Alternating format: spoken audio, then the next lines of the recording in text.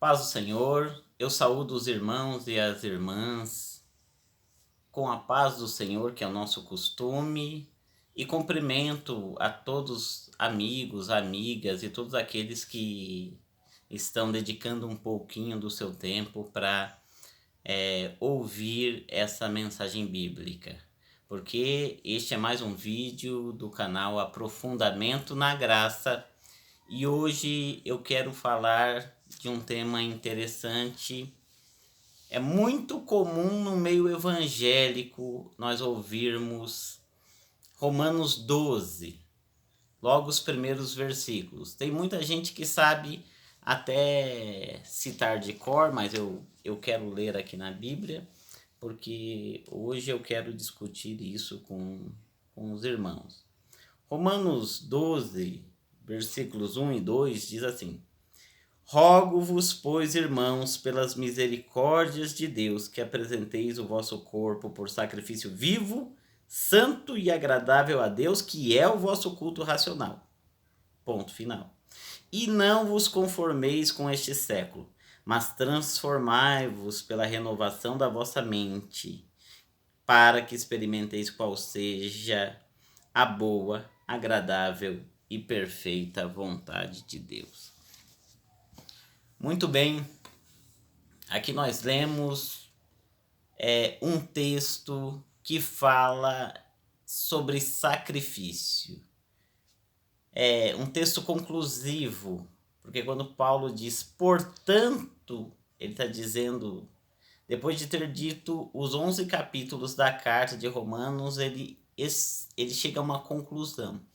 Essa é a ideia de portanto. Portanto, irmãos, apresenteis os vossos corpos como sacrifício vivo, santo e agradável a Deus, que é o vosso culto racional. Mas aí aparece a palavra sacrifício. E esse que é o grande problema que nós temos que enfrentar aqui. Nós estamos em uma sociedade brasileira, num contexto brasileiro, em que o evangelho se utiliza muito da palavra sacrifício. Não é difícil ligarmos a televisão e vermos pastores dizendo, vem aqui e faça o seu voto de sacrifício. Faça o sacrifício de R$300 para ter a vida mudada. Se você tiver fé de dar R$300, a sua vida muda. Se você tiver fé de dar R$1.000, de dar o seu carro, de participar da campanha e de fazer o sacrifício. A ideia de sacrifício é algo penoso, é algo doloroso. Assim, é pegar uma quantia de dinheiro exagerada, da qual você não dispunha naquele momento, ou dispunha, mas não poderia gastar com determinado voto. Mas aí a pessoa diz, se você tem fé, você faz o sacrifício. Aí você vai para o sacrifício, pega o dinheiro da compra, pega o dinheiro do aluguel, pega o limite do cartão, pega dinheiro emprestado com um amigo e doa em determinada igreja. Geralmente eles te dão algum elemento de contato, ou uma arruda, ou um óleo, ou alguma coisa de Israel. Uns prometem mergulhar por você no Rio Jordão, se você pagar para pôr a digital na roupa dele. E assim nós vamos vendo sendo construído a ideia de sacrifício. Sacrifício é algo doloroso. E Paulo aqui em Romanos está dizendo que nós devemos apresentar os nossos sacrifícios. O Antigo Testamento é marcado pelo sacrifício de animais. Para que o homem não morresse, levava-se um animal para que o animal morresse no lugar do pecado do homem. E aí vem Jesus Cristo como o grande Cordeiro de Deus que é morto desde a fundação do mundo, faz o sacrifício perfeito para que nós não tenhamos mais que levar sacrifícios a Deus. Ele não quer mais uma oferenda animal, porque o livro do autor aos Hebreus vai dizer que nem sangue de bodes, nem ovelhas, nem cabras, nem touros poderiam purificar-nos, muito menos modificar a nossa consciência para com Deus. Era apenas um rito provisório até que se chegasse Jesus. Mas aí, nesse momento, você pode me perguntar, mas então o que Paulo está querendo dizer? Porque Paulo diz para você apresentar um sacrifício a Deus. Mas notemos que tipo de sacrifício Paulo está dizendo. Ele diz assim: portanto, irmãos, quero que apresenteis os vossos corpos, o próprio corpo, como sacrifício. Então devemos entregar o nosso corpo morto, nos matarmos em sacrifício a Deus? Não, ele diz. Devemos entregar os nossos corpos como um sacrifício vivo, santo e agradável a Deus, que é o nosso culto racional. E aí eu passei a vida inteira ouvindo palestrantes, pastores ensinar isso aqui, mas nunca mexi nessa questão do sacrifício. Então, agora o novo sacrifício que você pode oferecer para Deus, irmão, é trazer o seu corpo vivo no culto para adorar a Deus. Mas será que é isso mesmo? É sacrificante você ir até um culto, louvar a Deus, adorar a Deus, ainda mais para quem já está acostumado? Imagina, é muito prazeroso ir para a igreja, abraçar os amigos, abraçar o pastor da igreja, ouvir louvores, participar, falar, ser ouvido, ser respeitado. É gostoso, não tem nada de sacrifício em apresentar o seu corpo na igreja para um culto coletivo. Então, em tese, eu entendo que não é isso aqui que Paulo está querendo nos dizer. E aí, para que nós entendamos que sacrifício Paulo está dizendo, será que é o de dinheiro? Acho que não. Será que é ir a um culto, prestar o sacrifício com o seu corpo lá vivo, cantando com os irmãos? Eu acho que isto também não é sacrifício. Sacrifício é algo relacionado à morte. Mas aqui a gente parece que tem um paradoxo. Sacrifício vivo. Então, se sacrifício está relacionado à morte e você precisa se apresentar vivo, como é que a gente equaciona isso? A gente só consegue equacionar isso entendendo um pouquinho da antropologia bíblica do que é o ser humano. Depois do pecado do Éden, o ser humano ganha instintos animais, que misturados à sua imaginação faz com que ele consiga perversidades e cometer coisas terríveis em nome dos instintos animalescos que ele tem.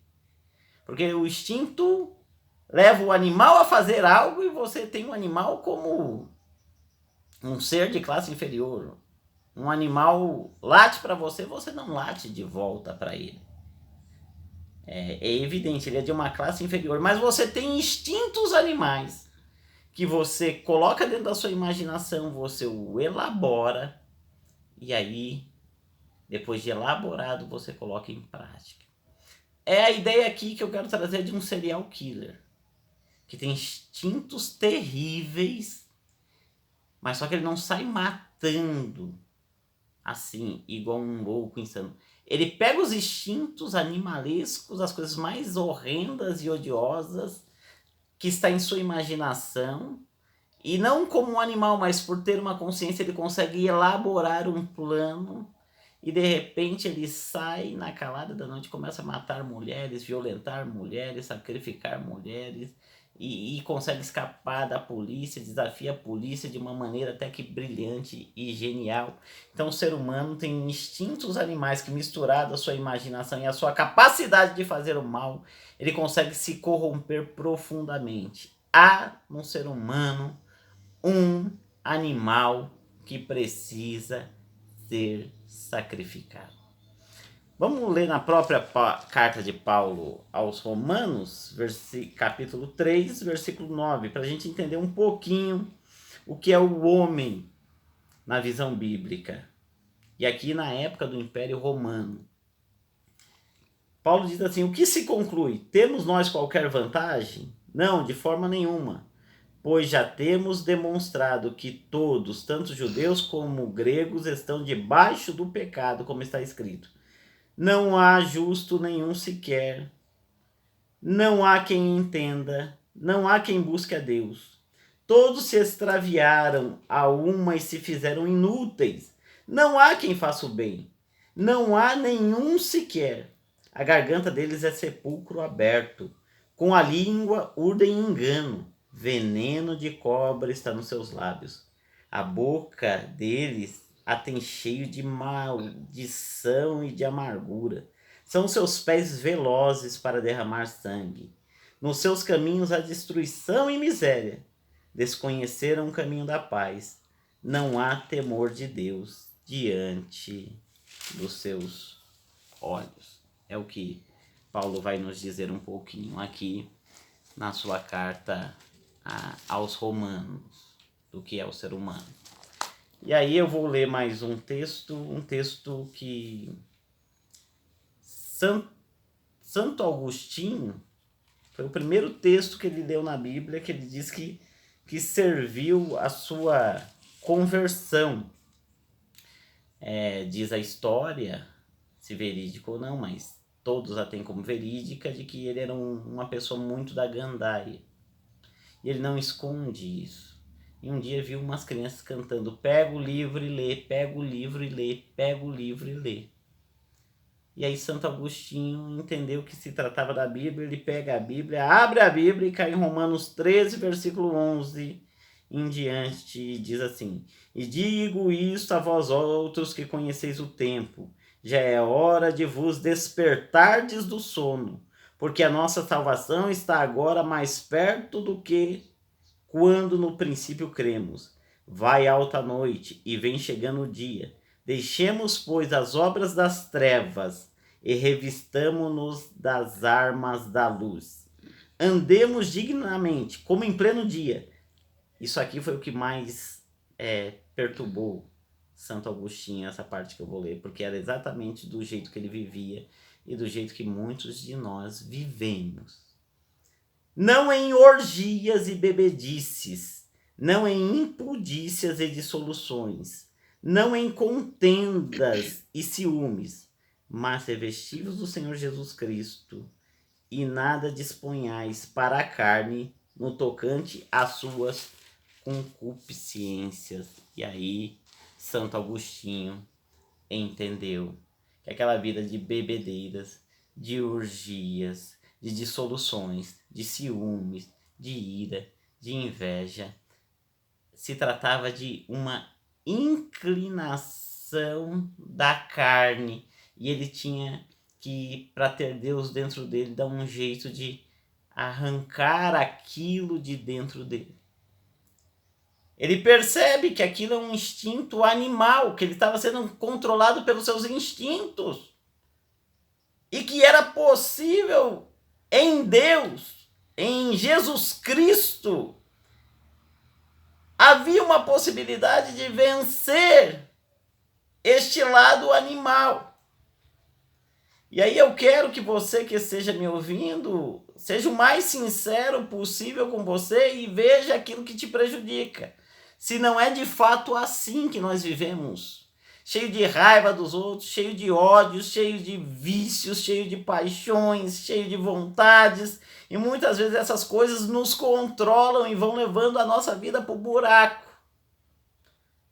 E aí eu quero dizer para você que é crente, que às vezes é levado para o buraco por conta deste animal instintivo que vive dentro de nós. Quero dizer para você também, não cristão, que assim como, talvez você não saiba nem quem é Santo Agostinho, mas é um homem como você, Um dia viu que aquilo estava destruindo ele, as paixões, as bebedeiras, ele disse, eu preciso parar. E encontrou em Jesus Cristo a forma de parar. Mas se para você ser controlado pelo seu lado animal, tá tudo muito bem, obrigado, eu não tenho nenhuma palavra para você. Eu quero dizer para você, então, continua. Mas lembre-se que um dia esse animal que está dentro de você vai te matar. Você vai se tornar cada dia mais animal. Quando nós nos deixamos dominar pelas paixões, nós nos tornamos irreconhecíveis. Nós estamos fora do humano, do ser humano que fora criada à imagem e semelhança de Deus. Quanto mais vazão aos instintos animais, mais fora da proposta original de Deus nós estamos. Mais desfigurada está a imagem e semelhança de Deus quando nos criou perfeito. E agora sim, eu acho que nós conseguimos responder que sacrifício é esse. Quando Paulo diz, rogo-vos, irmãos, pelas misericórdias de Deus, que apresenteis os vossos corpos como sacrifício. Você vai levar o corpo não para a igreja. É um culto diário, que você apresenta os vossos corpos como sacrifício vivo, porque o corpo não morre. Santo e agradável a Deus, que é o vosso culto racional.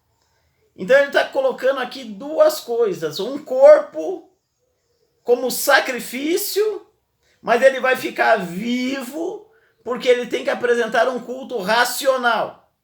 Ora, qual é o sacrifício que Paulo está dizendo aqui?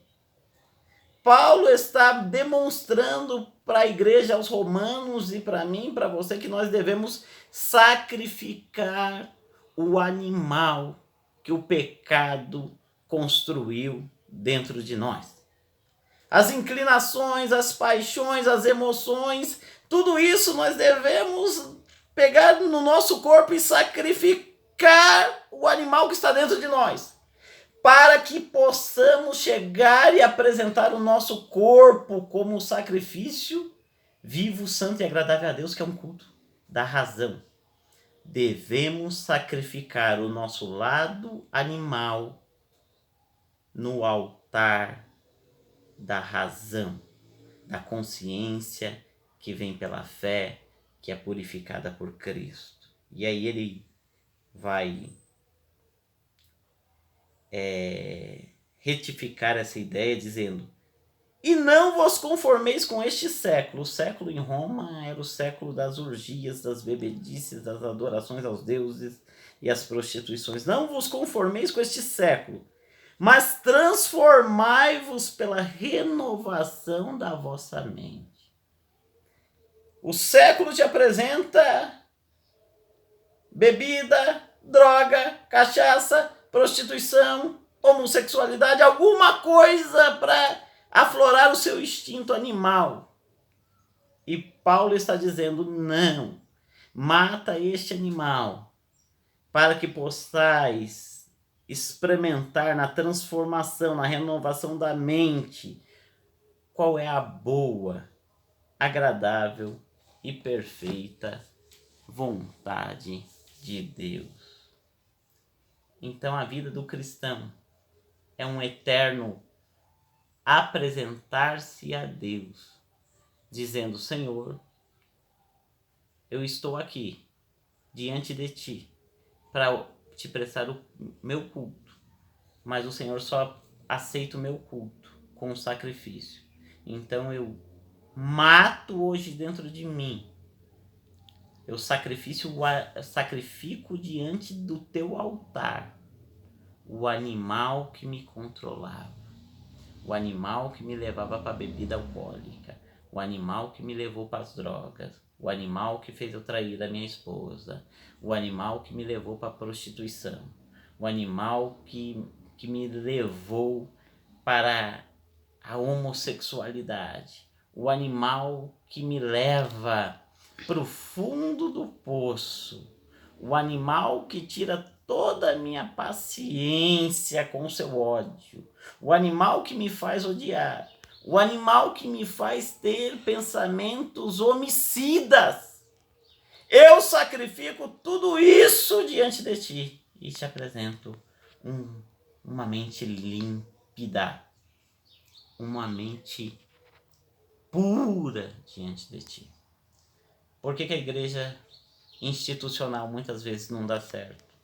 Porque às vezes há um ajuntamento e só há uma formalidade de culto. Um dirigente, um pregador fala, mas no final as pessoas se odeiam, um fala do outro.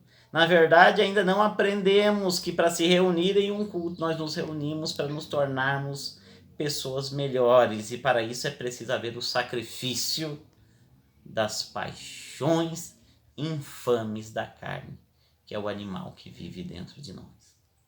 Amém? Essa mensagem que eu gostaria de deixar porque nós vamos trabalhar uma sequência do que é a graça de Deus. E temos que começar logo com esse tema, entendendo quem nós somos e que Deus exige sim algum sacrifício de nós. Alguma renúncia haverá de ter, porque senão a graça se torna desgraça. Existe o evangelho da graça barateada, onde o homem pode continuar pecando e dizendo que Deus vai perdoar tudo. E a Bíblia não mostra esse caminho. Mostra uma elevação humana até poder se encontrar com Jesus Cristo. Amém, irmãos? Eu peço para que você ore pela minha vida. Meu nome é Daniel Silva Ferreira, minha esposa é Michele. Tenho um casal de filhos, a Nathalie e o Ítalo. Ore por nós. E se você puder, contribua com este canal. Se este canal te ajuda de alguma maneira. Tenho 19 inscritos ainda. Aí muita gente disse, desista. Mas aí eu disse, eu estudando, eu entendi, eu preciso ser fiel a mim mesmo. Ainda que não tenha nenhum inscrito, ainda que não tenha nenhum like, eu não faço isso para atingir isso. Eu faço isso porque é algo que me propus a fazer, entendo que é da vontade de Deus. E se isso transformar apenas uma vida, se alguém um dia entender isso, para mim meu trabalho já está concluído. Mas é lógico que entendemos também que em você sendo abençoado e querendo, se inscreva no canal. Se você entendeu essa mensagem, eu tenho 19 inscritos. Seja o 20º inscrito, 21º, 22º.